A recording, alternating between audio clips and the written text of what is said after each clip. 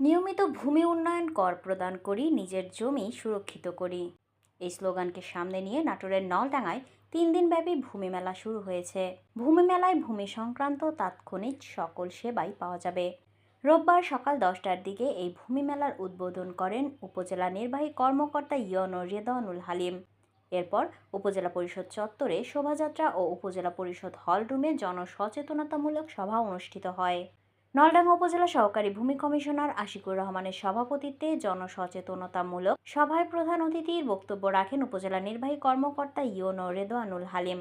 এ সময় আরও বক্তব্য রাখেন উপজেলা কৃষি কর্মকর্তা কেশোয়ার হোসেন, উপজেলা বিএনপির সাবেক সাংগঠনিক সম্পাদক শফিকুল ইসলাম বুলবুল, উপজেলা জামায়াতের সেক্রেটারি ডাক্তার ফজলার রহমান সহ অন্যান্যরা।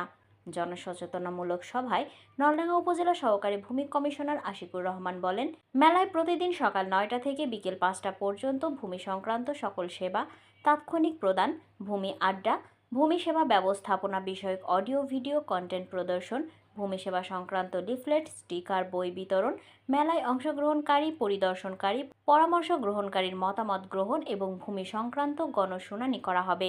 মেলায় ভূমি পোর্টালে, সরকারি ওয়েবসাইটে রেজিস্ট্রেশন, নামজারি, আবেদন প্রক্রিয়াকরণ, অনলাইনে ভূমি উন্নয়ন কর প্রদান এবং সকল ফি সম্পূর্ণভাবে অনলাইনে গ্রহণ করা সংক্রান্ত ধারণা দেওয়ার পাশাপাশি ডাকযোগে ভূমি সেবা মৌজা ম্যাপ প্রাপ্তি, অনলাইনে সিডিআর ও খতিয়ান প্রাপ্তি এবং ভূমি সেবা সম্পর্কে অভিযোগ জানাতে বা ভূমি সেবা সংক্রান্ত যে কোনো বিষয়ে জানতে হটলাইন সেবা 16122 এর উপযোগিতা সম্পর্কে জনসাধারণকে সচেতন করা হবে।